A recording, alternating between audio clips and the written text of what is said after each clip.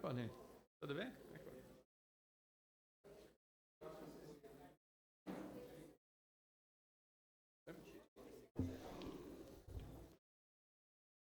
Muito boa noite.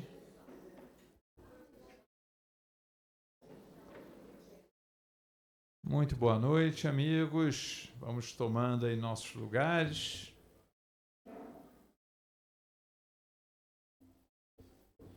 Espero que tenham feito aí umas boas entradas, passado esse período de festas, com bateria renovada para mais um ano aí, se Deus quiser. Um ano muito bom aí para nós todos ali, é o que desejamos. E vamos começar já o nosso ano. Nossa primeira aí reunião de sábado, né, do ano. Então nós vamos começar com uma leitura, como sempre, né, do livro Fonte Viva, sendo que esta, né, o Edson Wilson, que é o nosso palestrante aí da noite de hoje, né, pediu para a gente fazer uma leitura da página 103. Então vamos começar com a página 103 e depois fazer a prece e passar a palavra para o Edson. Esperar e alcançar, do livro Fonte Viva. E assim, Fonte Viva, Inês, Fonte Viva, página 103, esperar e alcançar. O epíteto é de Hebreus, capítulo 6, versículo 15, né? Epístola aos Hebreus. E assim, esperando com paciência, alcançou a promessa, Paulo. A esperança de atingir a paz divina com felicidade inalterável vibra em todas as criaturas. O anseio dos patriarcas da antiguidade é análogo ao dos homens modernos. O lar coroado de bênçãos, o dever bem cumprido, a consciência edificada, o ideal superior convenientemente atendido, o trabalho vitorioso, a colheita feliz. As aspirações da alma são sempre as mesmas em toda parte. Contudo, esperar significa persistir sem cansaço, e alcançar expressa triunfar definitivamente. Entre o objetivo e a meta, faz-se imperativo o esforço constante e inadiável. Esperança não é inação. E paciência traduz obstinação pacífica na obra que nos propomos realizar. Se pretendes materializar os teus propósitos com o Cristo, guarda a fórmula da paciência como a única porta aberta para a vitória. Há sofrimento em teus sonhos torturados, incompreensão de muitos em derredor de teus desejos, a ingratidão e a dor te visitam o espírito. Não chores perdendo os minutos, nem maldigas a dificuldade. Aguarda as surpresas do tempo, agindo sem precipitação. Se cada noite é nova sombra, cada dia é nova luz. Lembra-te de que nem todas as águas se acham no mesmo nível e nem todas as árvores são iguais no tamanho, no crescimento ou na espécie. Recorda as palavras do apóstolo dos gentios. Esperando com paciência, alcançaremos a promessa. Não te esqueças de que o êxito seguro não é de quem o assalta, mas sim daquele que sabe agir, perseverar e esperar por ele. Vamos orar então, amigos. Querido Mestre Jesus, aqui começamos mais um ano repleto de esperança. Esperança de dias melhores, esperança de conseguirmos vencer as dificuldades, esperança de termos a força no caminhar mais seguro, mais próximo a Ti. Mas bem sabemos, como a página nos alerta, precisamos do esforço, da resistência, resiliência para alcançar nossos objetivos. Por isso te rogamos, fortalece-nos em mais esse ano, para que possamos sentir na Tua presença a Tua mão segura, que nos dá força no caminhar e nos ajuda a progredir. Ampara no dia de hoje nosso querido amigo Edson Wilson, que fará seu estudo sobre esperança, trazendo-nos o reforço e mais esse início de ano. Fica conosco, querido Jesus, agora e sempre, que assim seja. Amigo Edson, é contigo, por favor.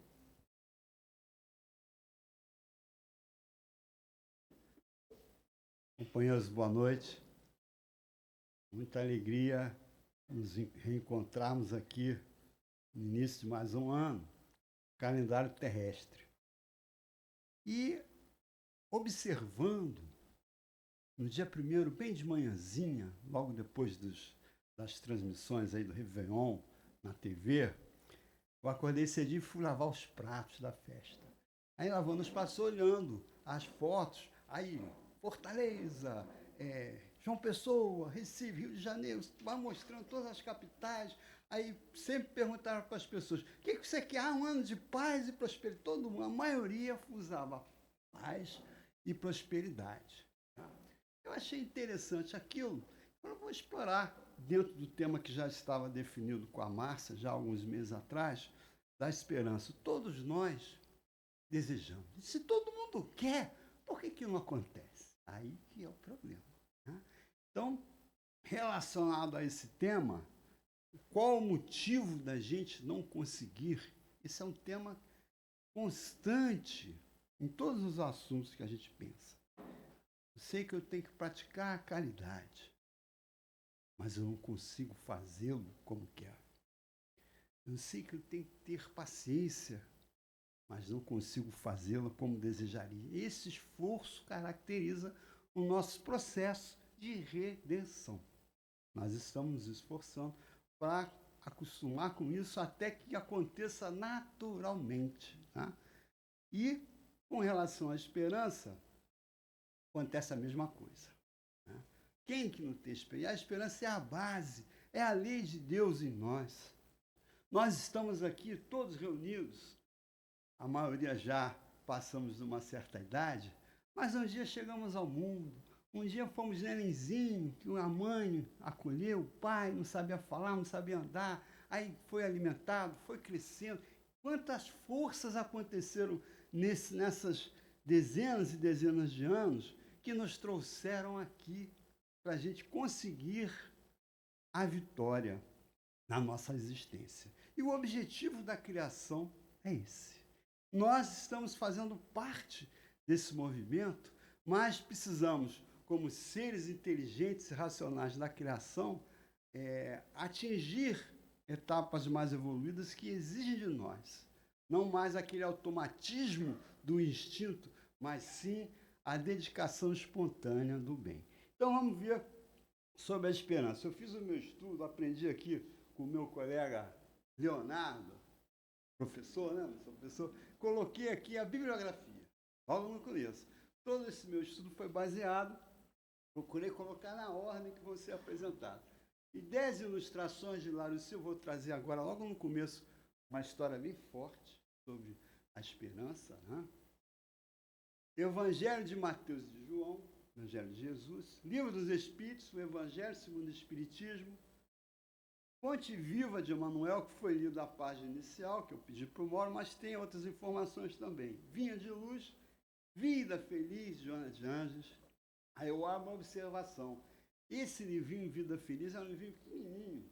Cabe dentro até da carteira, dependendo do tamanho da carteira.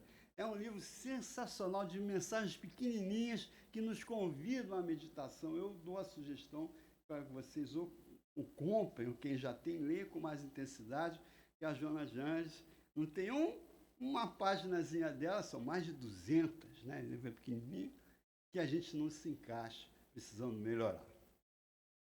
O Homem e a Missão, Corina Novelino fala sobre Eurípides de Barçanufo, Tormentos da Obsessão, Manuel Filomeno Miranda, Memórias de um Padre Germano. Esse livro, eu agora, nos últimos meses, voltei a estudá-lo, e com a ajuda da internet, tenho feito descobertas que deixam a gente empolgado, né? Que alma bacana. Outro livro que eu aconselho, Não Desencarnem, sem ler esse livro, Memórias do Padre Germano. Que alma, né? Eu tenho vontade, duas almas que eu tenho vontade, viu, Mauro? Se eu tiver direito algum dia, de encontrar no plano espiritual. O irmão X e o Padre Germano. Nem que seja 10 minutinhos de conversa, já vou me dar por satisfação. São pessoas muito amorosas, e muito boas no que fazem. E, finalmente, essa Confiança no Porvir é uma música que eu vou cantar com vocês, o autor desconhecido. Se o Marcelo Pellegrino estivesse aqui, talvez ele me ajudasse, que é da nossa época, lá, década de 70, 80, música muito alegre que fala sobre a esperança. Então, vou iniciar, eu coloquei aqui, eu vou ler o texto, eu achei tão importante trazê-lo aqui, porque se eu fosse reproduzi-lo, o faria, mas perderia alguns detalhes. Então, vamos lá. Por 5 dias, mais de 6 lustros passaram. Lembrando aqui que um lustro são 5 anos. 6 lustros, 30 anos. Francisco Teodoro, industrial suicida, experimentara pavorosos suplícios nas trevas. Defrontado por crise financeira esmagadora, havia aniquilado a existência. Era a vida próspera, à custa de ingente esforço, construir uma fábrica. Portando filhos, conseguira tecer casimiras notáveis, e o trabalho se lhe desdobrava promissor. Operários e máquinas eficientes, armazéns e lucros finos. Surgira, porém, a retração dos negócios. Humilhavam-no cobranças e advertências a lhe invadirem a casa. Frases vexatórias espancavam nos ouvidos. Coronel Francisco, trago-lhe as promissórias vencidas. Senhor Francisco, nossa firma não pode esperar. Meses passaram pesadamente. Essa é uma situação difícil, né? Quem já passou, tem um compromisso para pagar e não tem dinheiro, vai ficando com dificuldade, é complicado. Cartas vinagrosas chegaram à caixa postal. Lembram da caixa postal? Devia a credores diversos montante de 800 contos de réis. Aí eu fui pesquisar. O que é 800 contos de réis? Contos significa 800 milhões de réis. Ela falava a conta era 1 milhão. Então hoje isso aí deve ser mais ou menos uma quantia equivalente a uns 2 milhões de reais. É muito dinheiro. Muito dinheiro mesmo. Devia a credores diversos montantes de 800 contos de réis. A produção abundante descansava no depósito sem comprador. Procurava consolo na fé religiosa. Toda parte li e ouvia referência à divina bondade. Deus não desampara as criaturas, pensava. Ainda assim, tentava a oração sem abandonar a atenção. E porque alguém o ameaçava de escândalos na imprensa, com protestos públicos, em que seria indicado por negociante desonesto, escreveu pequena carta anunciando-se insolvável e disparou um tiro no peito. Isso acontece muito. Com imenso pesar, descobriu que a vida continuava, carregando em zonas sombrias de purgação a cabeça em frangalhos. Palavra alguma na terra conseguiria descrever-lhe o martírio. Sentia-se um louco encarcerado na gaiola do sofrimento. Depois de 30 anos, pôde recuperar-se, internando-se em casa de reajuste, reavendo afeições, reconhecendo amigos. No livro Memórias de Suicida, Ivone Pereira conta-nos todo o trabalho que é feito junto aos nossos irmãos suicidas na sua recuperação. E leva muito tempo. 30 anos é uma medida individual, às vezes leva mais, leva menos, leva muito mais. Mas o fato é que, quando a pessoa se suicida, tranquilamente ele vai fazer uma pausa aí de uns 200, 300 anos na evolução para voltar ao que era antes do suicídio. É realmente uma coisa muito sofredora, merece todo o nosso apoio. E agora, retornar à cidade que lhe fora ribalta ao desespero. Notava surpreendido o progresso enorme da fábrica que lhe saíra das mãos. Embora invisível aos olhos físicos dos velhos companheiros de luta, abraçou chorando de alegria os filhos e os netos reunidos no trabalho vitorioso. E após reconhecer seu próprio retrato, reverenciado pelos descendentes no grande escritório, veio a saber que acontecimento importante sucedera 5 dias depois dos funerais que a família lhe planteara o gesto terrível. A face da alteração da balança comercial do país ante a Grande Guerra de 1914, o estoque de casimiras que acumularam zelosamente produziu importância que superou a muito 4.000 contos de réis, 5 vezes mais do que ele devia. Mostrando um melancólico sorriso, O visitante espiritual compreendeu então que a bondade de Deus não falhara. Ele apenas não soubera esperar. Então, meus amigos, quantos dramas envolve o ser humano nesse assunto?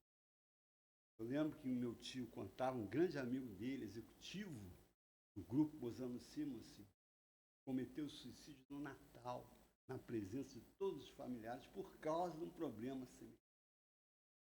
Então, eu achei interessante trazer essa mensagem difícil, dura, sofrida, para a gente ver a importância da gente persistir, seja a que preço for.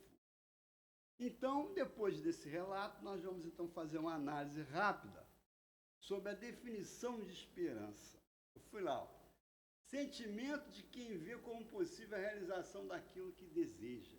Confiança em coisa boa. Fé, expectativa, espera, aguarda. Todos nós temos esperança de um Brasil melhor.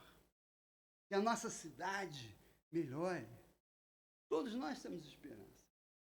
Faz parte da nossa natureza. E é sempre uma coisa melhor, ó, possível realização daquilo que a gente deseja. A esperança, segundo parágrafo, é um conceito abstrato que se manifesta de várias formas no dia a dia. E ele envolve a crença de um resultado positivo, mesmo diante de dificuldades, e serve como força motriz para a ação. Exemplo, esperança de uma vida melhor. O filho é a sua esperança de melhoria de vida. Aí eu fico lembrando, todos nós aqui que somos pais ou mães, lembramos dos nossos filhos quando eram pequenos. E vejo, nós somos capazes de vê-los hoje, adultos, pessoas de bem. Então, olha como a esperança se concretizou, da mesma forma que nós concretizamos a esperança dos nossos pais. De uma maneira geral, isso acontece, né? É sempre aquela preocupação e aquele desejo do melhor. E aí eu relacionei aqui algumas colocações interessantes na nossa vida íntima. Provavelmente muitos de nós já passamos por momentos onde isso foi exigido, uma dose de esperança do que a gente faz aqui. Recuperação de uma doença. Às vezes tem uma notícia, fulano está com câncer. Câncer hoje ainda é uma grande dificuldade em nossas vidas. Fulano de tal tem 6 meses. Imagina se vai no médico fazer o check-up, né, André? Aí o médico fala assim, você tem 6 meses de vida. E aí?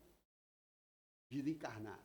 Então é a esperança da gente superar aquela coisa que no nosso entendimento dificulta a nossa existência. Esperança de novas pesquisas. O que aconteceu comigo essa semana? Pesquisando sobre a vida do Padre Germano, que o livro do Padre Germano são vários capítulos onde ele conta trechos da vida dele. E você lendo os capítulos, você vai juntando uma coisa com a outra, vai tirando conclusões. E eu consegui essa semana, rindo à toa, localizar na internet a cidade, que ele dá uma série, ele não fala o nome da cidade, mas ele descreve o castelo com 2 torres, diz que eu fui procurar lá no norte da Espanha e encontrei essa, mas eu fiquei muito alegre. E a descoberta de uma coisa nova traz a vontade de você continuar pesquisando. Por exemplo, nas últimas décadas, a pesquisa que a internet vem permitindo fazer em relação aos nossos ascendentes, você consegue chegar lá não sei quantos anos atrás. Muito, sou parente de Dom Pedro, exercitando um orgulho bobo, né? A gente sabe que nós somos todos iguais. Busca por emprego, olha, quem já viveu a experiência, ficar desempregado, do dinheiro ir faltando para pagar as contas igual ao empresário, sabe como essa esperança, ela é diária, né? De você correr atrás e conseguir encontrar um serviço.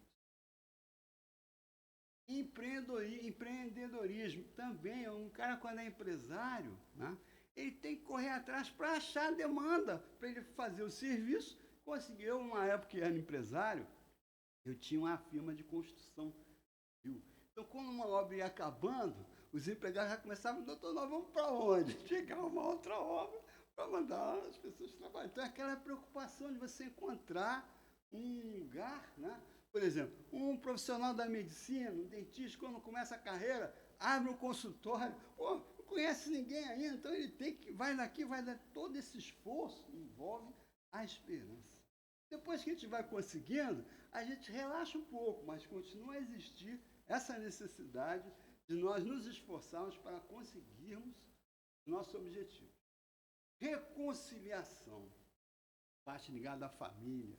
Às vezes a gente encontra aí famílias que um irmão não conversa com o outro, um filho não gosta da mãe, uma filha não gosta do pai. Diversas possibilidades, elas existem. Quando acontece a reconciliação, olha, no livro Libertação, do André Luiz, nós temos um exemplo de reconciliação impressionante, que a mãe de um grande perseguidor das trevas consegue, com a ajuda da equipe que o André Luiz faz parte, libertar do sofrimento de séculos uma alma, e ele foi capaz de reencontrar com a sua mãezinha.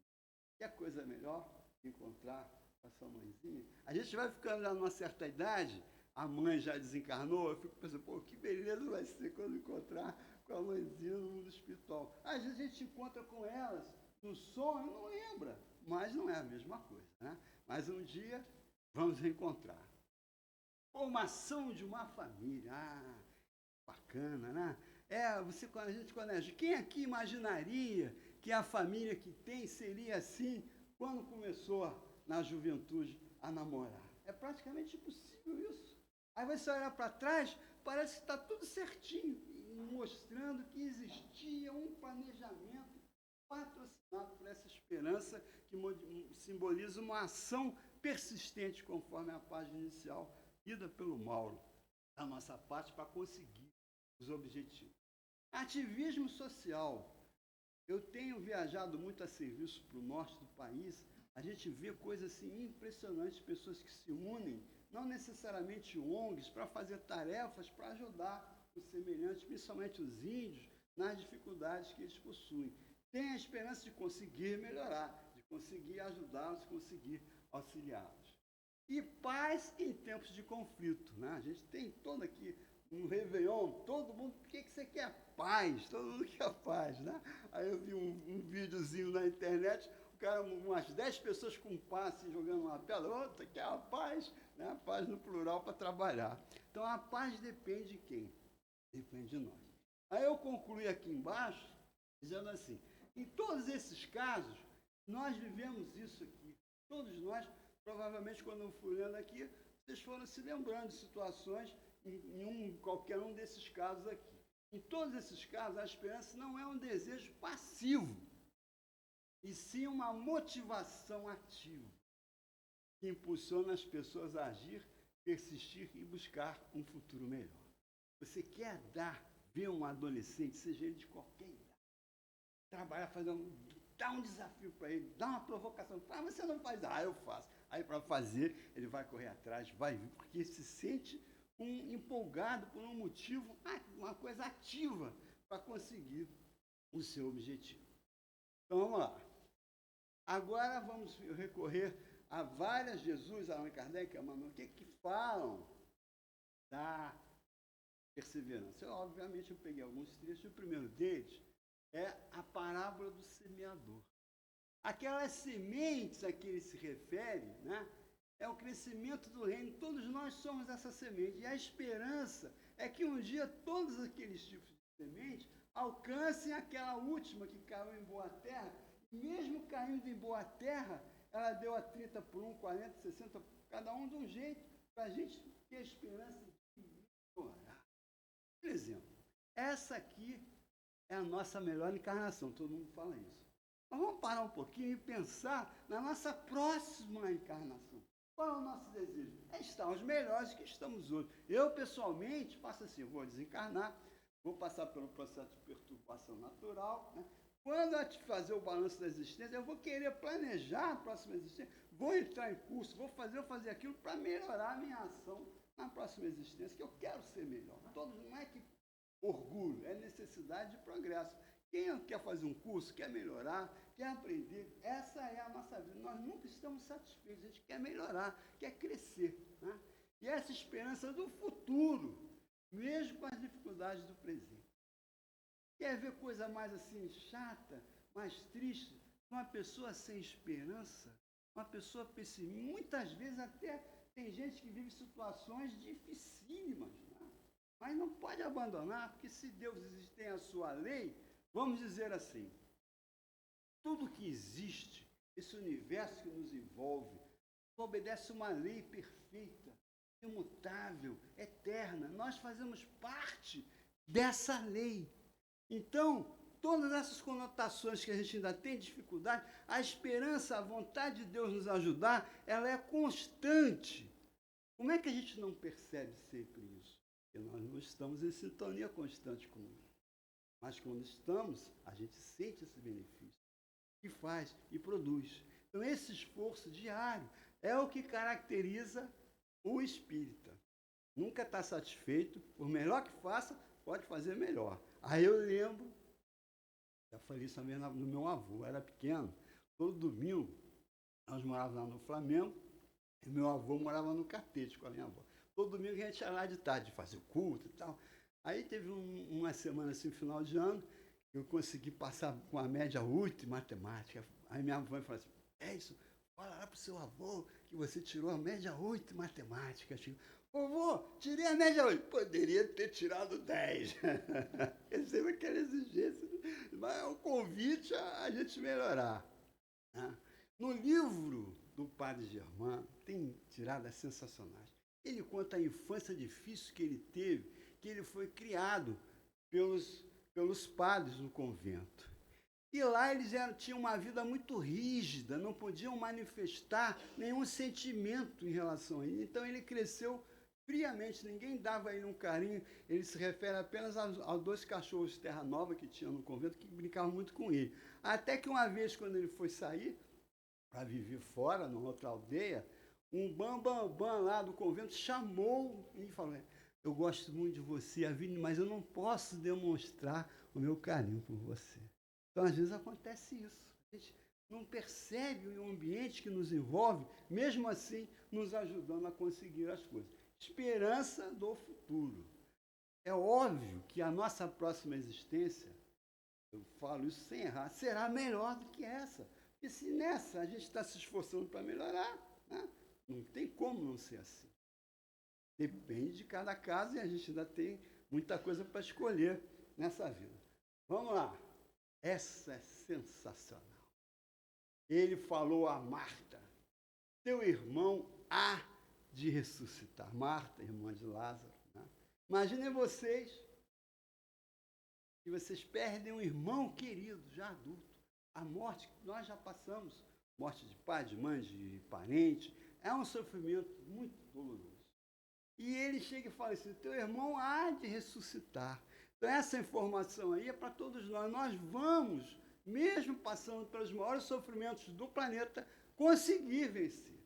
E nós vamos melhorar. É lógico que ele já sabia ali, na sua inteligência amorosa de espírito puro, que Lázaro estava num fenômeno lá de catalepsia, não tinha morrido e ele ia conseguir salvá-lo. Mas a Marta não sabia. Mas esse teu irmão há de ressuscitar é muito mais além desse simples fato de Lázaro. É com relação a todos nós.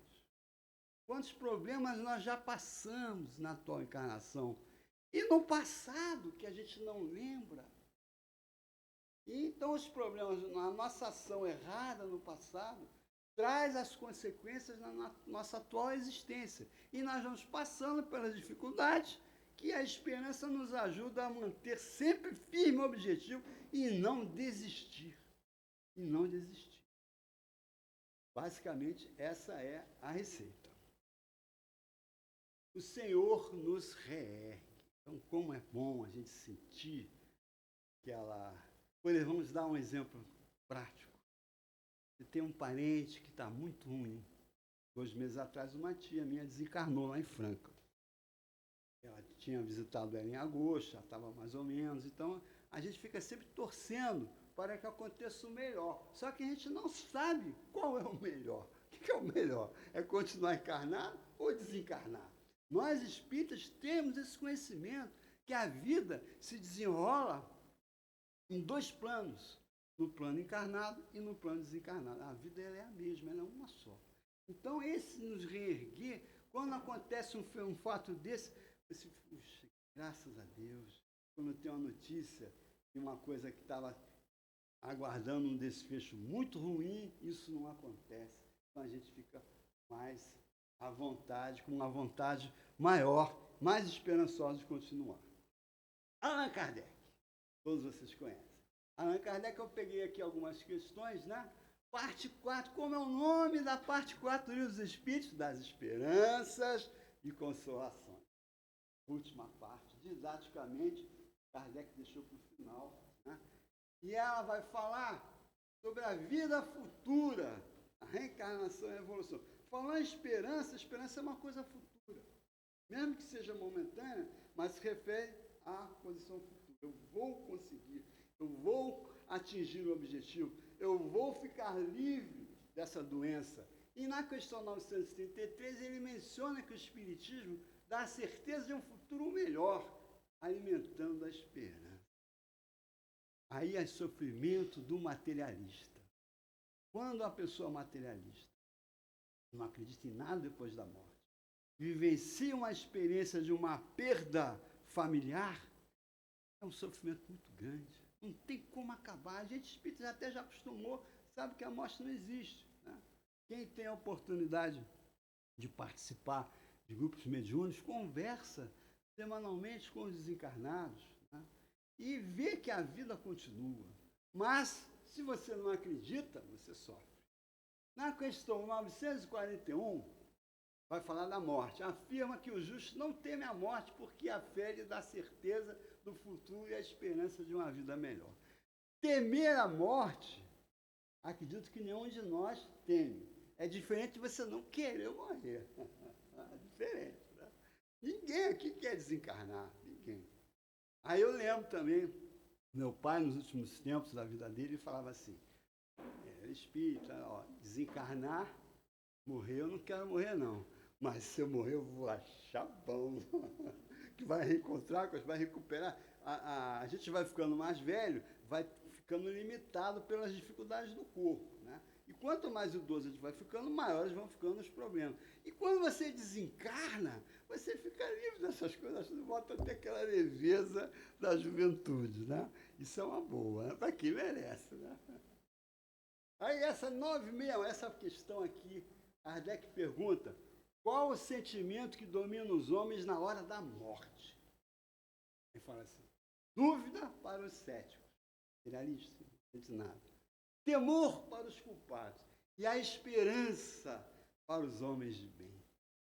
Gente, a hora da morte, quantos depoimentos nós temos, a pessoa não esconde nada, fala tudo. Nesse livro, normalmente, do Padre Germano, quantas pessoas morrendo chamavam-no para que ele fizesse, ouvisse a última confissão e eles falavam a verdade e ele se entristecia. Ele não gostava de ouvir confissão de ninguém. Então, esperança. Aí eu me lembro do André Luiz, de vários outros exemplos na literatura espírita, quando desencarna, entra num processo de desequilíbrio, né?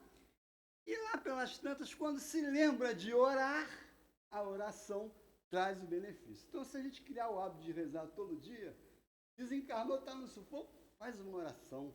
A oração vai nos ajudar. Não sei de que forma, mas a oração nos deixa em equilíbrio com as circunstâncias que nos envolvem. Então, esperança aos homens de bem. E aí, a gente vai ler lá no Evangelho a mensagem do homem de bem, ela traz lá uma série de colocações difíceis de nós conseguirmos alcançar. Mas nós já nos esforçamos para tal. O homem de bem é aquele que respeita a justiça integral, toda noite, vê se prejudicou alguém. A gente faz isso, não faz 100%, mas faz. E pelo exercício, daqui a uns 50, 100 anos assim, nós já vamos estar bem melhor. O cara entra na academia barrigudo, treina 3 meses, fica saradão, pô, a gente fazendo exercício da alma também consegue. Né? Aí, qual o fundamento? Esperança é um corolário da fé. A fé, ela é básica, ela é uma crença religiosa, é uma coisa que todos nós temos. A esperança vem logo após, apesar de ela se confundir em muitas coisas, mas a fé é um corolário da fé, a esperança é um corolário da fé, que nos dá certeza de que Deus é justo e compensará os bons e punirá os maus. Lei de ação e reação. Essa palavra punirá os maus, não sei se vocês reparam nisso, o Evangelho segundo o Espiritismo foi escrito no século XIX. E a linguagem naquela época era uma linguagem mais dura do que hoje. Então, quando a gente fala em punir, Deus não pune ninguém, mas Ele envia a lei de causa e efeito que vai nos dar o que nós merecemos. Muitas vezes, essas ações caracterizam uma punição, aos olhos de uma única existência. A pessoa nasce cega. Punição de Deus. Por que nasceu cega? Então, tem sempre uma causa. Então, eu coloquei ali, punirá os maus, lei de ação e reação. Mas sempre com a porta aberta para a redenção e melhoria. Sempre. Sempre. Não tem aquele inferno eterno. Vai ter oportunidade. Eu lembro que eu tinha um colega, aí o Bernardo, que ele era quente, a gente ia conversando no ônibus, e ele falava assim, que eu era espírita, que eu tinha comunhão com o diabo. Eu falava assim para ele, se o diabo existe, ele é meu irmão. Ih, ele até ia sentar longe de mim. Não, se ele existe, é meu irmão, porque é filho de Deus, né? A questão é, ele tem que se melhorar assim como eu, para deixar de ser um espírito ruim, um espírito ignorante das leis de Deus. Então, esse é o fundamento.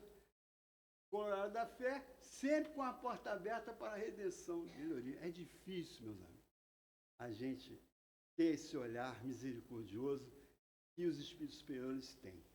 Era o que fazia o padre Germano. Eu vou contar agora mesmo uma história mais emocionante que eu acho. E ele acolhia aqueles prisioneiros, porque ele sabia, se ele devolvesse o prisioneiro que ele achou para a cadeia, na cadeia dali ele não escapa. Então é mais uma alma que ele salvava, dando oportunidade para a pessoa se libertar. Então vamos lá. Evangelho segundo o Espiritismo. Aí ele vai falar que a esperança é vista como uma virtude inseparável da fé e da caridade. Tem aquela mensagem, a fé, o apóstolo Paulo fala, na fé, esperança e caridade, mora a caridade. Mas é uma tríade inseparável. Né? Um conforto para as aflições e a certeza de progresso, com base na reencarnação e na vida futura, sendo esse livro considerado o livro da esperança. Duvido que tem alguém aqui que não tem o hábito de vez em quando ler o Evangelho. Eu estou com um problema, vou lá abrir o Evangelho. Às vezes essa mensagem aqui não é para mim, não. Aí abre de novo, cara. Sempre encontra um consolo, uma orientação. E a vantagem do Evangelho segundo o Espiritismo são as explicações que o Allan Kardec dá para nós. Trindade inseparável, fé, esperança e caridade. Consolo nas dificuldades. É lógico que a esperança não resolve o problema, dá para pensar? Mas ela alivia. Uma hora isso vai parar. Vocês querem, por exemplo, agradecer a Deus nesse exato momento pela bênção da ciência. Você está sentindo uma dor de cabeça, toma um remédio, com 30 minutos a dor para. É coisa melhor do que parar de doer. A gente, o que é a saúde? Saúde é não sentir dor. Saúde é você estar equilibrado e a gente não valoriza. Até que vem uma dor, aí a gente fica sentindo saudade da ausência da dor. Certeza do amanhã. A visão espírita da reencarnação dá continuidade à vida e traz a esperança de que, por mais difícil que seja hoje, o amanhã será um dia de aprendizado e evolução, garantindo a felicidade futura. Nós já interiorizamos esses conceitos, mas quem não conhece, lê e fica satisfeito. Eu estou sofrendo, meu sofrimento tem uma causa. E é aquela história do olho por olho, dente por dente. Não é bem assim. Que às vezes acontece, por exemplo, um indivíduo foi aí na Idade Média, um excelente espadachim, vamos dar um exemplo. E ele lutava e matava muita gente com a sua espada. Aí, passados 200, 300 anos, ele se arrepende, se reequilibra e pede uma existência para vir como médico gastrointestinal e curar centenas de pessoas com problemas no estômago. Mas ele está ajudando. Um amor cobre a multidão de pecados. Não precisa ele sofrer desde que ele já esteja integrado e sinta no seu psiquismo o equilíbrio que vem do resgate das provações.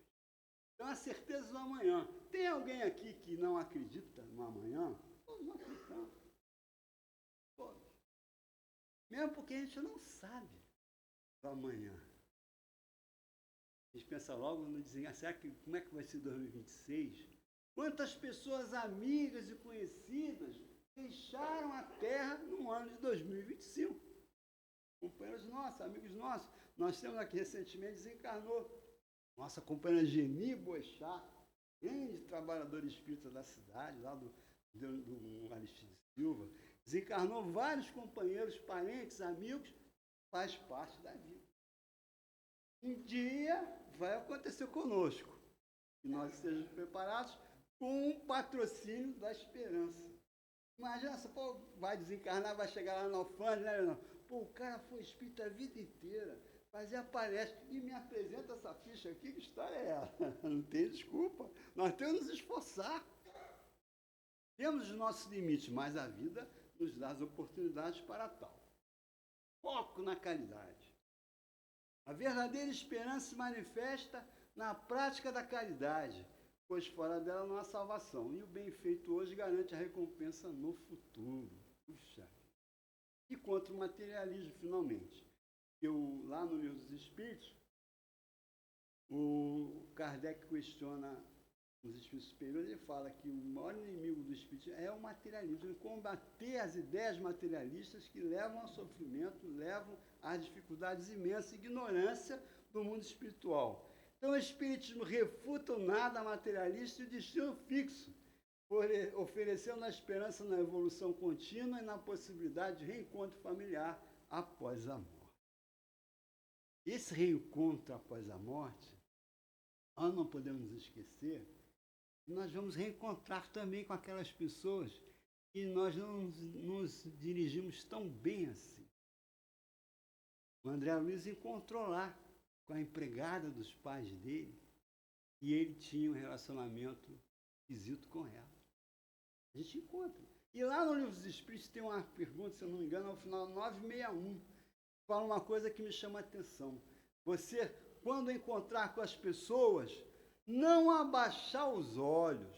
Até os cachorros fazem isso. O cachorro, quando faz coisa errada, quando você olha para ele, ele abaixa o olhinho. Não te encara, porque ele sabe que ele está errado. Então, quem é que eu não vou conseguir olhar e vou abaixar o olho? Então, vamos nos esforçar para que isso não aconteça. Então, vamos lá. Emmanuel. Emmanuel fala na página inicial. No livro Vinha de Luz fala sobre a esperança, é o tema da página, luz do cristão. Jesus falou, né? Nós somos luz. Tem toda uma história para abrilhantar a nossa alma. A emoção de André Luiz, quando percebe lá no mundo espiritual, que já começa a aparecer algumas luzinhas do seu perispírito em função do trabalho no bem que ele vem fazer. Sol que ilumina do alto, um dos cânticos sublimes do Evangelho, é a esperança. A esperança faz parte da nossa vida. A maioria das poesias belíssimas e amorosas de Maria Dolores, ela fala de esperança. Se refere a esse sentimento que acalenta, que nos traz felicidade. E no capítulo 94, eu achei interessante, sempre achei interessante essa parte. Capacete da esperança. Na época do Paulo de Tarso, quando ele fez as epístolas, não tinha motocicleta. Naquela época não existia motocicleta. Mas existia o capacete que os guerreiros usavam para se defender. Então, ele fala que a esperança é o capacete do nosso pensamento que nos protege das coisas que nos levam ao desequilíbrio. Então, ele fala nessa página, a gente usar o capacete da esperança, que protege a parte principal do nosso corpo e, realmente, os centros vitais, o principal coronário está na nossa cabeça. Então, a esperança sempre será necessária. Agora vem a Joana de Ângeles, no livro Vida Feliz. Gente, carinho, vocês vão perceber nessa simples... Essa aqui é a página dela. Vão gostar tanto que vão comprar o livro. Ó, nunca perca essa experiência. Esse nunca é um negócio danado. Nunca. Nunca diga nunca, né? Nunca. Haja o que houver, permanece confiante. Vocês lembram daqueles primeiros tempos da pandemia, que ninguém sabia o que tinha que... e as pessoas estavam morrendo. A gente viveu um momento assim de grande problema social. Os médicos não sabiam como fazer, tudo era muito novo. Então, haja o que houver, permanece confiando. Se tudo estiver contra e o insucesso te ameaçar com desespero, ainda aí espera a divina ajuda. Olha o empresário. 5 dias depois, ele recuperou o prejuízo. Somente nos acontece o que será de melhor para... Essa frase é difícil. E aí, vamos raciocinar retiliniamente. Se Deus é o Criador, soberanamente justo e bom, nós somos seus filhos, Ele não vai deixar acontecer nada que seja para o nosso mal. Há uma questão no livro dos Espíritos que Kardec pergunta: pode um homem mau, influenciado por um espírito mau, fazer o mal ao seu semelhante?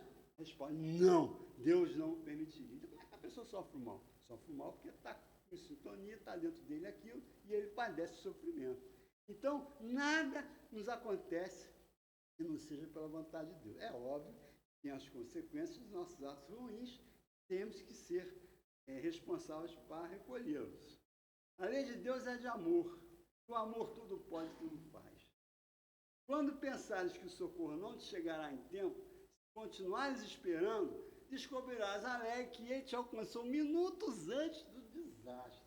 Eu lembro muito disso, sabe quando? Quando você está vendo a partida de futebol, seu time está perdendo, se fizer um gol 43 minutos do segundo tempo, você fica torcendo, vai fazer, aí não faz o gol, mas às vezes faz. Então, lá no finalzinho, vem alguma coisa que... não tem aquela história? Eu li do Roberto Carlos com aquela irmã Dulce lá na Bahia, depois que ela não contava isso, mas aconteceu. Ela estava passando uma dificuldade danada para manter as despesas do trabalho que ela fazia, e de noite ela orou e falou: Senhor Jesus, me ajuda. O trabalho não é só meu, não, é seu também. Dá teus pulos aí que a coisa está difícil. No dia seguinte, de manhã, quem liga para ela? Roberto. Irmã Dulce, sou eu com a senhora. A senhora está precisando de alguma coisa? Tô. Mandou o cheque, no dia seguinte, naquela época tinha cheque. Ajudou. Olha, coisa impressionante. Então, vamos esperar. Vamos esperar que venha o nosso auxílio, né? Quando pensares que o socorro não te chegará em tempo, continuares esperando, descobrirás, alegre, que ele te alcançou minutos antes do... Quem se desespera já perdeu parte da luta que irá travar avançando, prejudicando. É muito fácil, né? A gente lê, sente, mas quando está passando pelo problema, tem que se esforçar para fazer a boa escolha. Eurípides de Barçalão. Ele personifica a esperança através do trabalho, da caridade, da fé em Jesus, deixando um legado de obras e ensinamentos que inspiram a busca por um futuro mais digno e luminoso para todos, tanto na Terra quanto no plano espiritual. Tirei isso lá do livro Um Homem à Missão. Ele era chamado Apóstolo da Esperança, fundou lá em Sacramento o Grupo Espírito Esperança e Caridade, e no livro de Manuel Fernando Miranda, Tormentos da Obsessão, a gente tem a informação que ele criou no mundo espiritual um Hospital Esperança, onde ele acolhe, dentre diversas outras coisas, os espíritos que falham nas suas existências como médium. Né? Esse livro é um livro muito forte, mas ele está lá amorosamente recolhendo e amparando aquelas pessoas, não deixando-as perder a esperança. E agora, Memórias do Padre Germano. Eu vou narrar rapidamente, capítulo 3, o embuçado. O Padre Germano estava lá na cidadezinha dele, onde ele morava, na igreja e tal, e de noite escuta diversos cavalos chegando, uma autoridade máxima da aldeia. O policial fala: Padre Germano, precisamos da sua ajuda. Está foragido aqui um preso, que nós tínhamos que levá-lo para Toulon, e ele veio para esses lados de cá. Então, nós sabemos que você tem um cachorro chamado Sultão, muito bom farejador. Nós queríamos que você nos emprestasse o cachorro para ajudar a gente a descobrir esse bandido. O padre olhou assim pro cachorro, né? Já torceu, não acho o bandido não, que ele vai acabar com ele. Aí emprestou o cachorro. No dia seguinte, volta o coronel falando, seu padre, além de nós não acharmos o bandido, nós perdemos o seu cachorro. Não sei, e ele ficou tranquilo, se despediu e foi embora. Aí chegou a noite, chega o sultão. Chega o sultão, o padre Germano abraça, aí ele fica pulando, deita no chão, finge morto, levanta, vai na porta, falando para ele que ele achou o cara. Aí eles foram lá, estão contando a história. E eles acharam o bandido. E ele realmente era um criminoso, ele era uma pessoa muito certa, mas era uma pessoa simples, apaixonou-se por uma filha, uma pessoa muito rica, ela não quis amá-lo e ele matou-a. E fugiu, e contou uma série de coisas lá, e só não morreu porque o padre Germano salvou ele. Chamava João. E aí ele começou a tratar do cara, levou ele para a casa dele, com carinho, dizendo que ele ficasse lá se recompondo, que acreditasse em Deus, que tudo ia dar certo, e que ele ficasse lá, e ele ia levá-lo num ermida abandonado e falaria para a população que um grande poderoso estava arrependido e veio aqui meditar uns 2, 3 meses aqui. Então você passa por ele. Quando você sair de dia, você usa uma capa. Vou fazer os 2 furinhos no olho e eu vou chamar você de embuçado. E passou a chamar o cara de embuçado. Ele ficou lá 3, 4 meses. E ele todo dia, o padre Germano ia lá no final do dia, conversava com ele, orientava, esclarecia, e foi nascendo uma amizade. Ele viu e falou: se eu tenho uma chance, se eu devolver você para as autoridades, e você vai para a prisão e vai morrer. Se você continuar com essa vida, você também não vai ser feliz. Então você vai mudar de nome. A partir de agora você nasceu de novo. E com a moral que ele tinha, ele conseguiu, passado algum tempo, enviar o João para o novo mundo, junto com 30 missionários, para ele começar lá uma vida nova. Que ele falou: se você quer mudar a sua vida, mude os seus atos, faça ser uma pessoa de bem. Aí, passados 4, 5 anos, ele recebe uma cartinha do João, dizendo assim: Padre Germano, como lhe sou grato. Eu me casei, eu trabalho, e agora a minha mulher está esperando um filhinho que eu vou chamar de Germano, porque o Senhor salvou a minha vida.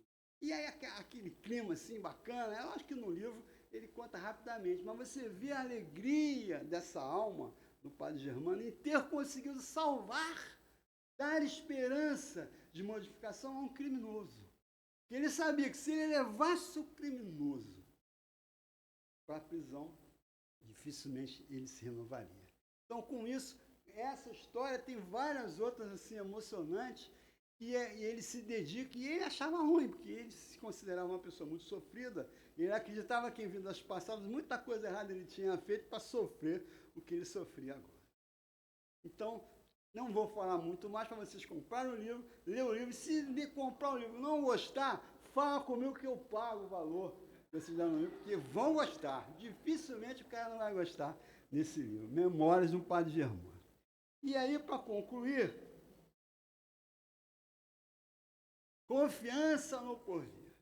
Na época de mocidade, eu já fui jovem espírita, né?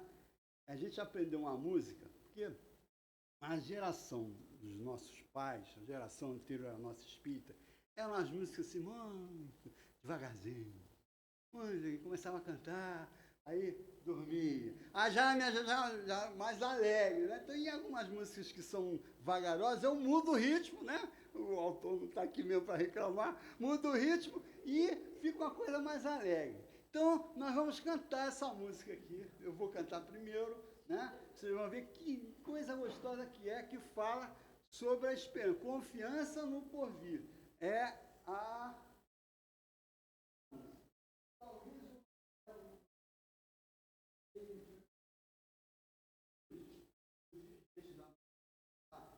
Chamava-se Arthur. Quem nos ensinou essa música foi o Arthur. Agora, você sabe como é que é a música espírita? Sabe? Você tinha cantado. Então, é assim.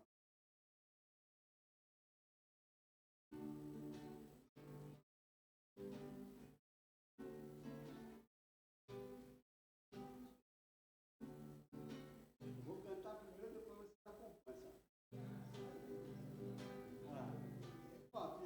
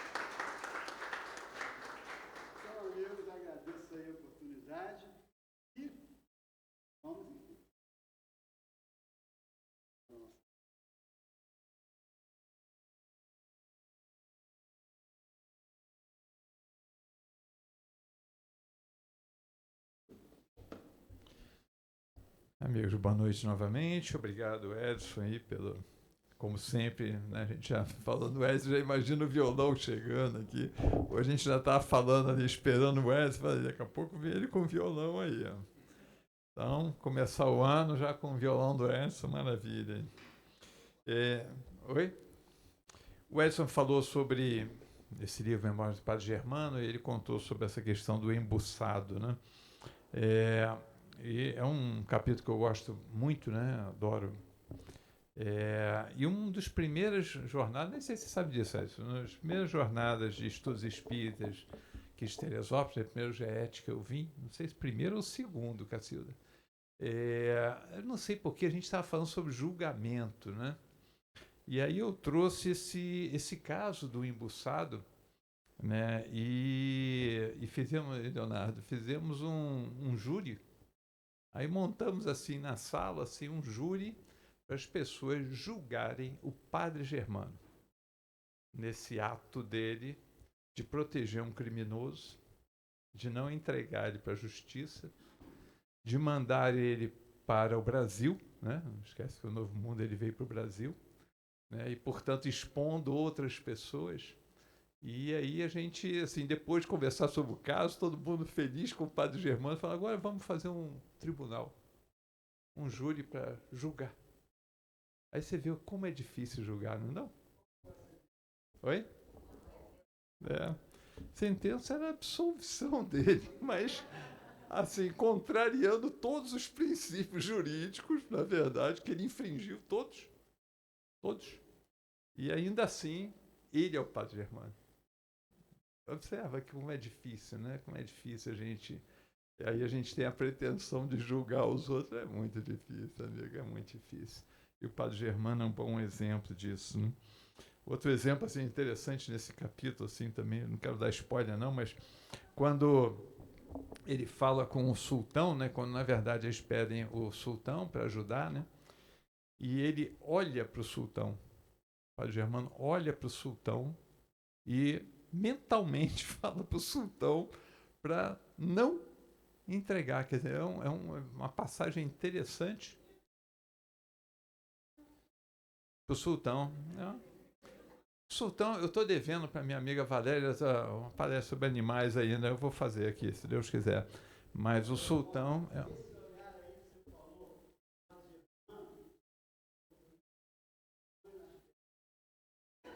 É isso aí, né? Bastava um olhar e você já entendia tudo o que tinha por trás desse olhar. É bem verdade ali. Mas é isso. O sultão, para quem não sabe, ainda hoje, né, quando o Padre Germano é visto, ele é visto com o cachorro do lado, com o sultão. É um detalhe interessante. No carnaval. Vamos lá. Bom, recomendo Memórias de um Padre Germano aí para todos. Né? O aviso aqui, Marcinha, né, colocou, né, Márcia, do retorno, né, de todas as reuniões públicas, né, na verdade, só de segunda e a de quarta, né, às 15 horas tinha paralisado, mas nós já retornamos aí com todas as reuniões públicas, portanto, segunda-feira, 10 horas, quarta-feira às 15, quarta-feira às 20, quinta-feira às 16, sábado às 19 horas, né. Os grupos de estudo ainda permanecem ainda em recesso, né, durante o mês de janeiro. Né? Então são só esses os avisos, né, Marcinho? Então tá bom. Alguém nos visita hoje pela primeira vez? Deixa eu ver. Acho que não, né? Não, acho que eu conheço todos aqui. Então, que bom. Que privilégio ficar aqui e conhecer todo mundo. Bom, não tem evidência, né? Provavelmente, se eu tivesse, estaria vendo outros desencarnados aqui pela primeira vez, mas não estou. Bom, amigos, vamos então encerrar essa primeira parte aí dos nossos trabalhos, né? Para a gente poder passar o trabalho de passe. É você que vai dirigir o trabalho de passe? Então, quer dizer sim, isso. Sim, quer dizer sim. Então tá bom. Edson vai dirigir então o trabalho de passe aí, tá? Amigos, vamos então fazer a nossa oração aí do ano, né? Leonardo, você quer fazer então nossa primeira oração aí de agradecimento aí do ano? Aí. Boa noite a todos. Vamos orar. Senhor Jesus, querido amigo, Deus, Pai de todos nós, nesse momento elevamos o pensamento a Ti para agradecer pelo ano que passou e renovar nossa fé e nosso compromisso no ano que se inicia. Agradecemos de coração as lições que renovam a nossa coragem, renovam a nossa fé e fazem com que a nossa esperança sempre fale mais alto diante dos desafios e das escolhas morais que o mundo nos impõe. Lembramos as palavras do compositor brasileiro Gonzaga Júnior: fé na vida, fé no homem, fé no que virá. Nós podemos muito, nós podemos mais. Obrigado por tudo e que assim seja.